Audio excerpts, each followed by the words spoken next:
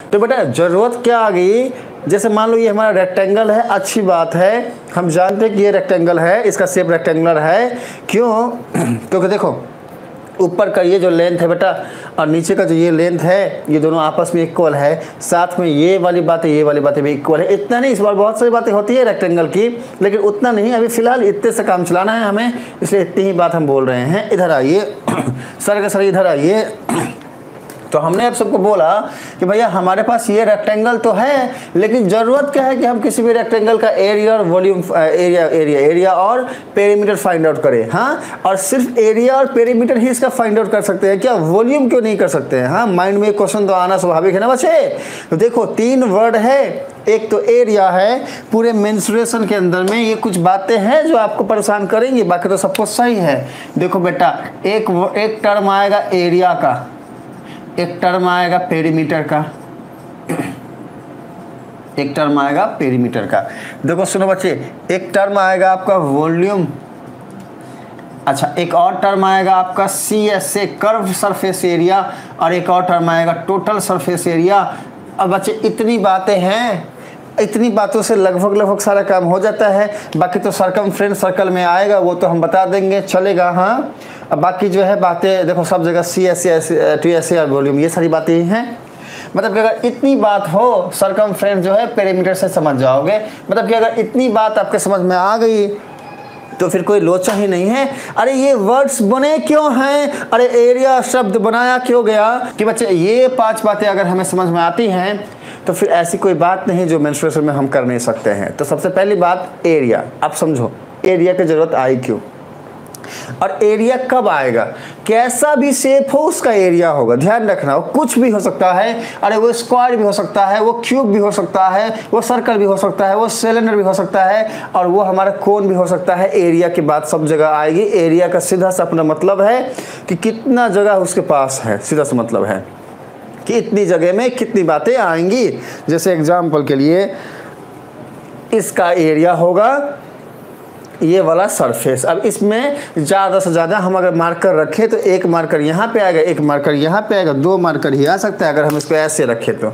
तीसरे की जगह नहीं है, तीसरा आ ही नहीं सकता। अब जुगाड़ करोगे तो तीसरा आ जाए तो 4 नहीं आएगा। हाँ, इसका मतलब हुआ स्पेस को जो डिफाइन कर दे कि कितनी जगह है। हाँ, लेकिन अब देखो ध्यान से, इसमें 3 मार्कर तो आराम से आएगा। देखो एक मार्कर यहाँ पे है, देखो एक मार्कर यहाँ पे है, और एक मार्कर यहाँ पे भी आ जाएगा, तो 3 मार्कर आराम से आएगा। तो इसका एरिया ज़्यादा है।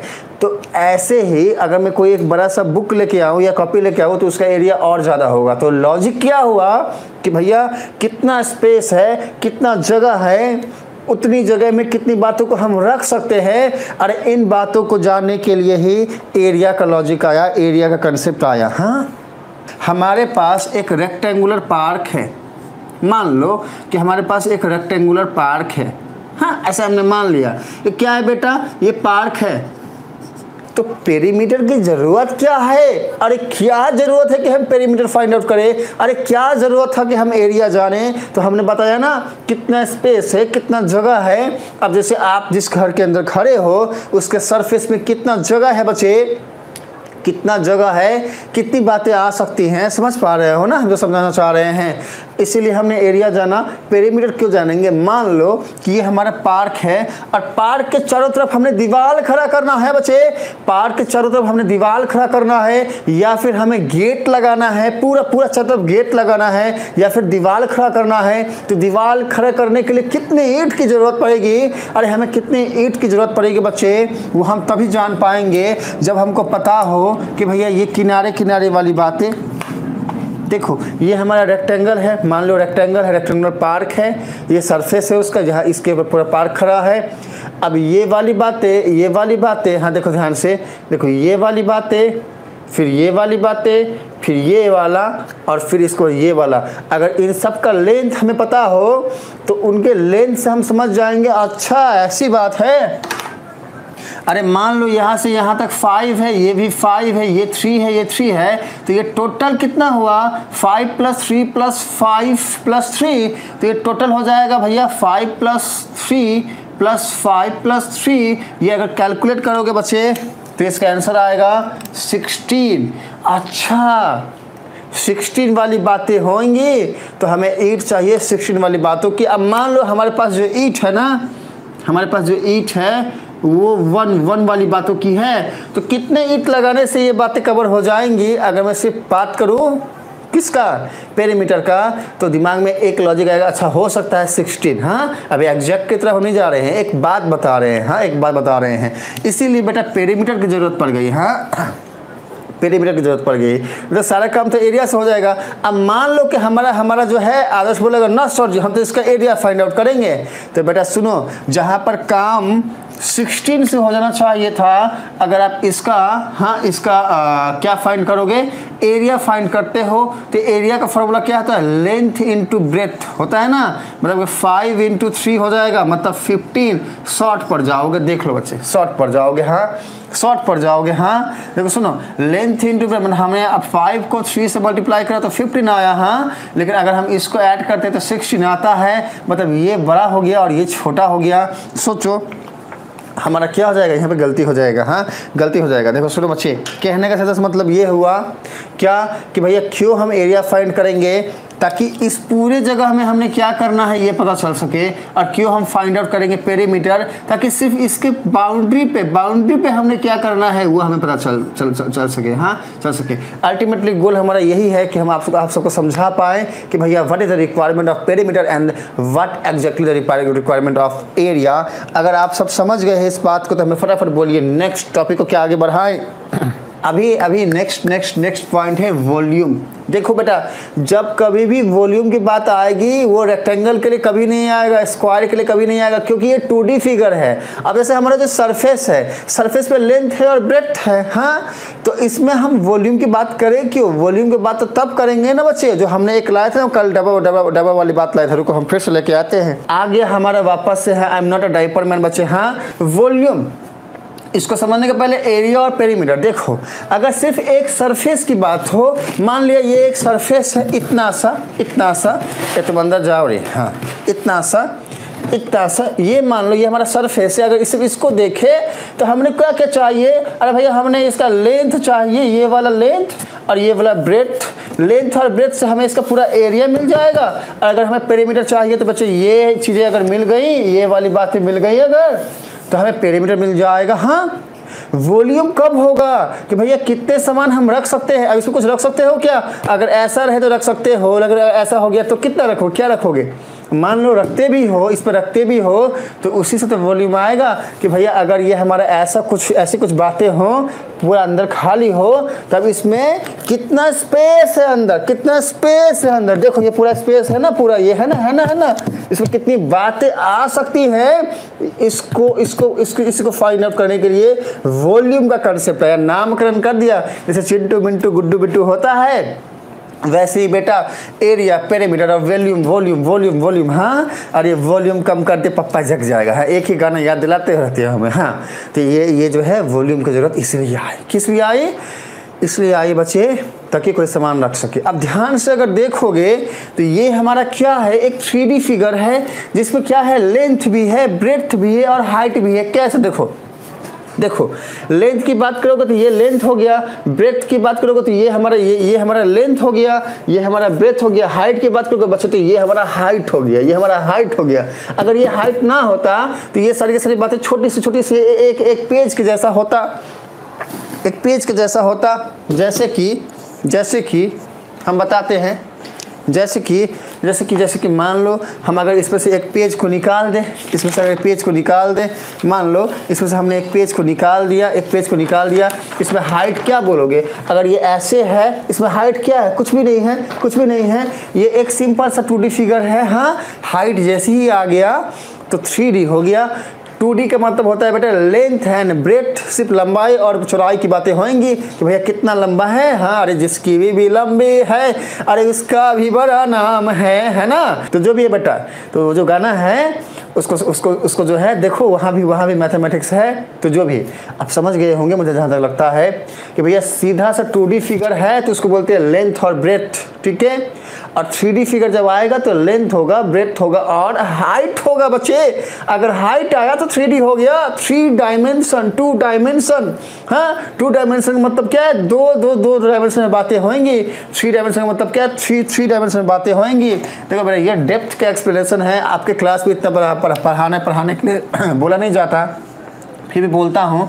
ये लेंथ हो गया, ये ब्रेथ हो गया भैया, एक डायरेक्शन यहाँ पे है, एक डायरेक्शन यहाँ पे है। हाँ, लेंथ और ब्रेथ। हाँ, हाइट की बात जब आएगी ना, हाइट की बात, देखो ये हमारा लेंथ हो गया, ये हमारा ब्रेथ हो गया। हाइट की बात जब आएगी तो इसके ऊपर कुछ बातें होगी, जैसे वो डब्बा वाली बातें। हाँ, चलो, तो जैसे ही 3D फिगर आया, डब्बा वाला बातें आएंगी तो आएगा वॉल्यूम। इसे ध्यान से देखना, कभी भी रेक्टेंगल में वॉल्यूम फाइंड नहीं किए होंगे हम, हमेशा ही वहाँ एरिया और पेरीमीटर फाइंड किए होंगे। स्क्वायर में एरिया निकलेगा, पेरीमीटर निकलेगा, लेकिन वॉल्यूम नहीं निकलेगा। वॉल्यूम कहाँ पे निकलेगा, 3D वाले में। जैसे क्यूब वाइड 3D फिगर था, जैसे यहाँ पे आप जानोगे। हाँ, क्या जानोगे, हाँ, क्यूब 3D फिगर है ना। अच्छा, चलो ये जो भी बातें हैं, हाँ, तो इसमें जानोगे क्या, वॉल्यूम की बातें जानोगे। हाँ, वॉल्यूम जानोगे, कोन में भी वॉल्यूम जानोगे। अंदर स्पेस है, कोन स्पेस, जो टोपी पहनते हो ना, टोपी, हाँ, क्रिसमस डे में, हाँ, है ना, वो गाना वाना है ना क्रिसमस डे वाला, हम भूल गए हैं, जो भी, वहाँ पे भी वॉल्यूम को जरूरत पड़ जाएगी। हाँ, सिलेंडर में, सिलेंडर, खाली सिलेंडर अगर होगा तो वहाँ पे वॉल्यूम को जरूरत पड़ जाएगी। सिलेंडर वाला एग्जांपल भी हम लेके आएंगे, रुको, जब पढ़ाएंगे तो लेके आएंगे, ठीक है। तो बेटा यहाँ तक की बात अगर समझ गए हो, आप सबको समझ में आ गया है, तो हमें फटाफट अप्लाई करिए। बोलिए नेक्स्ट। अभी 2 बातें बची है, एक CSA और एक TSA। देखो बेटा, CSA का फुल फॉर्म होता है कर्व्ड सरफेस एरिया। एकदम ध्यान से सुनना। हाँ, इसके वर्ड में ही इसके सारी की सारी मीनिंग छुपी हुई है। हम कहाँ पे लिख दे CSA का मतलब, रुको नीचे लिखते हैं। देखो देखो देखो देखो, अब ये जो महाशय हैं ये बोलते हैं, अरे तुम पढ़ाए गए थे रात को, हाँ, बकलोल कहीं का, हम पढ़ाने ही नहीं देंगे। ये हमको बोला, हम बोले तुम कैसे बोलते हैं पढ़ाने नहीं देंगे, हमारे बच्चे लोग बोर्ड का एग्जाम है, तुम नहीं पढ़ाने देगा। रुको हम बताते हैं। हम रुको, हम क्या करेंगे, इसको उठाएंगे। रुको बच्चा, देखते रहो, अभी देखते रहो। हाँ, हमने बोला कि हम तुमको ऐसे उठा के लाएंगे। हाँ, तो भारी ही क्यों ना, हम उठा के लेके आएंगे, और फिर ये जो जगह है, ये मैदान को थोड़ा सा ऐसे करेंगे। हाँ, और इसके बाद हम आप सबको जो बताने वाले हैं उसको सुनिएगा ध्यान से और बड़े ही प्यार से। देखो तो बेटा, देखो सुनो, हमारे पास 2 बातें हैं। एक है CSA। देखो सुनो, CSA को बोलते हैं कर्व्ड सरफेस एरिया। हाँ, और TSA को क्या बोलते हैं, टोटल सरफेस एरिया। एकदम ध्यान से समझना बच्चे। हाँ, ये बहुत ही अच्छी बातें हैं। अगर समझ गए तो फिर सारी बातें, मेंस्ट्रुएशन जो है पानी पानी हो जाएगा। अरे मैथमेटिक्स तो पहले पानी पानी हम कर चुके हैं, मेंस्ट्रुएशन ही बचा हुआ था। बाकी अलजेब्रा कर चुके थे, अरिथमेटिक कर चुके थे, ट्रिग्नोमेट्री कर चुके थे, और ये एक और ब्रांच ज्योमेट्री कर चुके थे, और ये एक और ब्रांच बचा था, ये भी हम आज करने ही वाले हैं। हाँ, तो क्या है ना, कहने का सीधा मतलब है बेटा कि हमारे सामने जो ये 2 बातें हैं ना, देखो सुन, अरे अरे अरे आप सबको बोल रहे बच्चे, हाँ, अरे नींद विद मत लगाओ, हम बता रहे हैं करे सब कुछ यहाँ पानी पानी होने वाला है।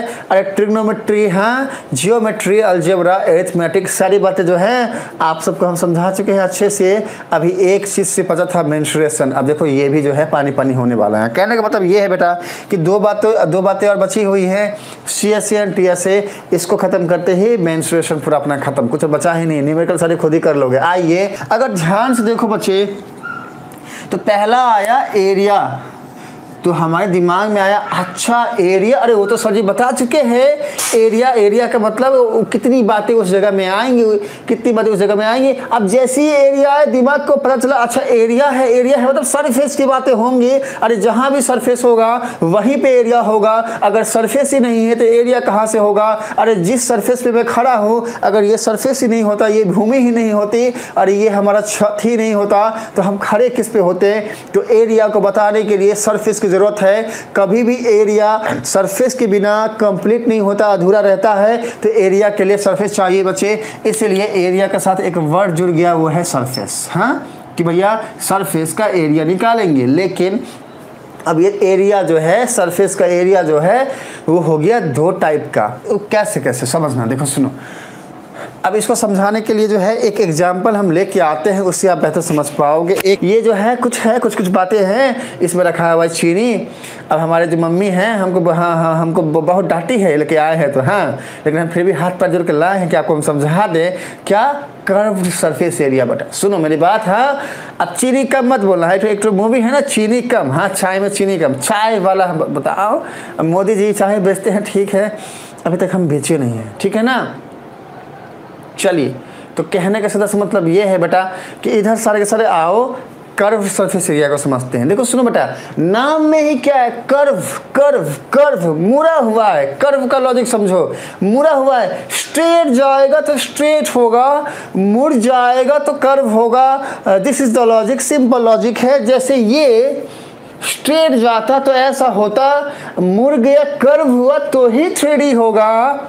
3D फिगर बनी ही तब जब चीजें आपस में मुड़नी शुरू हो गई। हाँ जैसे कि ये मुड़ा, हाँ ये मुड़ा। अब इसमें मुड़ने वाली बात समझ में नहीं आती आपको ठीक से अगर, तो देखो इसको, देखो बेटा, अगर ये वाली बात सीधा होता ऐसा और अगर ये यहाँ से मुड़ा नहीं होता, ये वाली बातें भी सीधी खुल जाती, पीछे वाली बातें भी सीधी खुल जाती।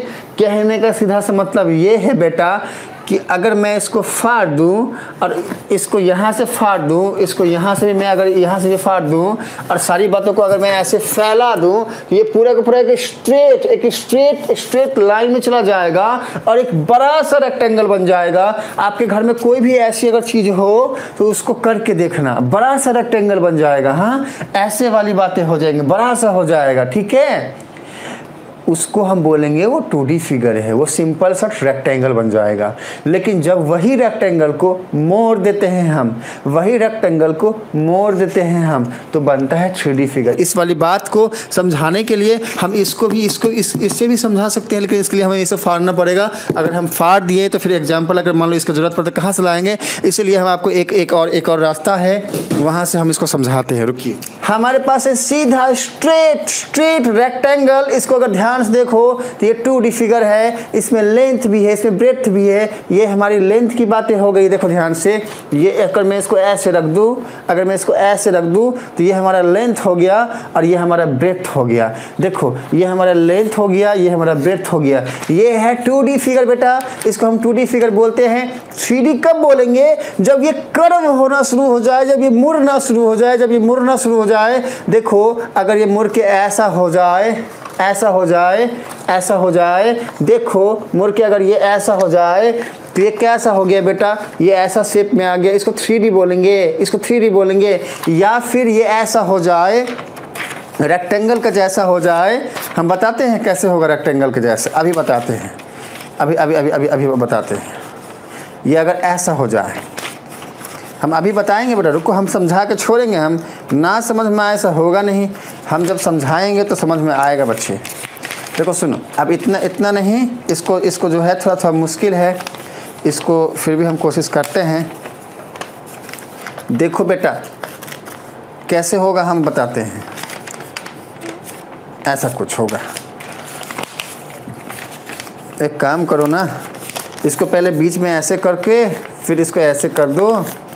अब ये जब हमने कर दिया तब अब कुछ मत करो, इसको ले जाके एक दूसरे से ऐसे मिलाना शुरू कर दो, ऐसे मिलाना शुरू कर दो। अब अगर देखोगे ध्यान से तो ये एक रेक्टेंगल के जैसा जो हमने बताया था ना, इसके पहले क्यूब वाइट के जैसा दिखेगा।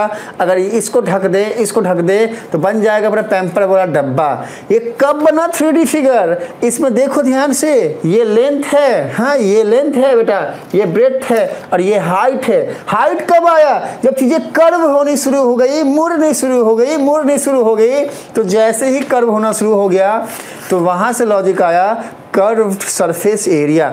इसको देखो ध्यान से, चीजें जब स्ट्रेट थी तो कर्व्ड सरफेस एरिया नहीं था, सिर्फ एरिया था। लेंथ और ब्रेड्थ को हमने मल्टीप्लाई करना है, एरिया निकल जाएगा। जब चीज़ें कर्व हो गई, मुड़ गई, मुड़ने लग गई बेटा, मुड़ने लग गई, अलग अलग शेप बनने शुरू हो गए, रेक्टेंगल बना। हाँ रेक्टेंगल, कितने रेक्टेंगल हैं इसमें, 4 रेक्टेंगल बने और एक क्यूबॉइड का शेप बना रहा है। अगर इसको भी नीचे और इधर से हम ढक दें, ठीक है, कर्व होना जब शुरू हुआ तो लॉजिक आया कर्व सरफेस एरिया का। तो उसमें हम कौन सा एरिया लेंगे, उसमें हम एरिया लेंगे ये वाला, हाँ मतलब कि ये वाली बातें लेंगे, इसको नहीं लेंगे और इसको नहीं लेंगे, ये वाली बातें लेंगे, कर्व वाली बातें लेंगे। क्योंकि ये तो कर्व नहीं हो रहा है बेटा, अरे सुनो ये भी कर्व नहीं हो रहा है, कर्व तो सिर्फ ये वाला पोर्शन हो रहा है, इसलिए इसी को हम कर्व में लेते हैं। हाँ इसी को हम जो है कर्व में लेते हैं। अरे सुनो मेरे बाल बच्चे, हम फिर से रिपीट करते हैं, इसको ध्यान से सुनिए। हम समझा रहे हैं कर्व के बारे में, कर्व सरफेस एरिया के बारे में। हमने अभी अभी आपको बताया कि चीज़ें जब स्ट्रेट जा रही थी तो वो नॉर्मल सा शेप था, उसमें एरिया और पेरीमीटर ही हम फाइंड कर सकते थे। लेकिन जैसे ही हमने उसको कर्व करना स्टार्ट किया, देखो बेटा चीज़ें जब स्ट्रेट जा रही थी तो ऐसी बातें थी, इसी को जब हमने कर्व किया, हाँ कर्व किया तो फिर ऐसी बातें बननी शुरू हो गई, ऐसी बातें। और इसी का एक एग्जांपल है हमारा ये वाला डब्बा। हाँ चीज़ें जब स्ट्रेट जाती तो स्ट्रेट रेक्टेंगल बनता, लेकिन जब मुड़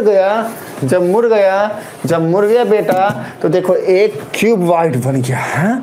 अभी इसी क्यूब वाइड में मुड़ने वाली बातें ये हैं, तो यहाँ से अगर शुरू करें ना, यहाँ से तो ये वाली बात, फिर ये वाली बात, फिर इसके पीछे वाला ये बात, और हाथ घुमा के यहाँ पे फिर आके यहीं खत्म हो गया ये बात। मतलब ये पूरा का पूरा फोर सरफेस इसका कर्व सरफेस एरिया होगा। अगर हम इस वाले डब्बे की बात करें, अगर हम इस वाले डब्बे की बात करें तो ये जो सरफेस है ये इसका कर्व सरफेस एरिया होगा। तो फिर कर्व सरफेस में टोटल सरफेस में डिफरेंस क्या है वो समझो बेटा। ये तो कर्व हो गया, अगर ऊपर की ये वाली बातें और ये वाली बातें को ऐड कर दे तो ये हो जाएगा टोटल सरफेस एरिया। मतलब कि ये टोटल कर्व वाले में ये दोनों ऐड कर दो, हो जाएगा total surface area. This is the logic. अब इस डब्बे में अगर ये वाले कर्व में नीचे वाला ये ऊपर वाला ये अगर कर देंगे ऐड तो क्या हो जाएगा बेटा, हो जाएगा टोटल सरफेस एरिया। हाँ क्यों कर्व्ड सरफेस का और टोटल सरफेस का लॉजिक आया, क्योंकि कर्व जहाँ से हुआ है उसको हमने ले लिया कर्व में और नीचे ऊपर ढक दिया, वो तो कर्व नहीं है, वो तो हमने लगा दिया है, वो तो हमने ऐड कर दिया है, वो मुड़ा नहीं है, उसको हमने जोड़ा हुआ है। इसलिए बोलते हैं कि भैया तुम कर्व्ड नहीं हो, तुम तो टोटल सरफेस एरिया के अंदर आओगे। And this is the logic, यही लॉजिक है टोटल सरफेस एरिया का, कर्व सरफेस एरिया का। देखो एरिया से शुरू किए थे, पेरीमीटर बता दिए बेटा, वॉल्यूम बता दिए, कर्व सरफेस एरिया बता दिए, टोटल सरफेस एरिया बता दिए। अब पूरे मेंस्ट्रुएशन में और कोई पॉइंट बचा ही नहीं है। सर्कल जब आएगा तो सर्कमफ्रेंस आएगा, वो पेरीमीटर के जैसा होगा। छोटा सा पॉइंट है, जब कभी भी पढ़ाएंगे तो समझ में आ जाएगा। ओके चलो, तो यहाँ तक की बातें अगर समझ में आ गई हैं बेटा तो मुझे फटाफट रिप्लाई करिए, बोलिए यस। अब देखो पानी में ये सारा का फार्मूला बनते हुए दिख जाएगा आप सबको, कोई दिक्कत नहीं आएगी। हाँ तो मुझे बोलिए यस जल्दी से, कुछ बचा नहीं। अब नेक्स्ट क्लास में जब आएंगे ना तो ये सारा फार्मूला जो है बताएंगे, ऐसे ऐसे समझोगे, कोई दिक्कत नहीं आएगी। हाँ एक एक्स्ट्रा क्लास और लग ही जाएगा, कुछ कर नहीं सकते। नहीं समझाएंगे बेटा तो बातें सही से समझ में नहीं आएंगे। अब देखना मज़ा आएगा तब जब हम ये फार्मूला समझाना शुरू करेंगे। हाँ ठीक है, टॉपिक को बच्चे यहीं पे ख़त्म करते हैं, मिलते हैं हाँ अगले क्लास में, अगले टॉपिक, इसी टॉपिक को कंटिन्यू करते हुए। तब तक के लिए बाय बाय।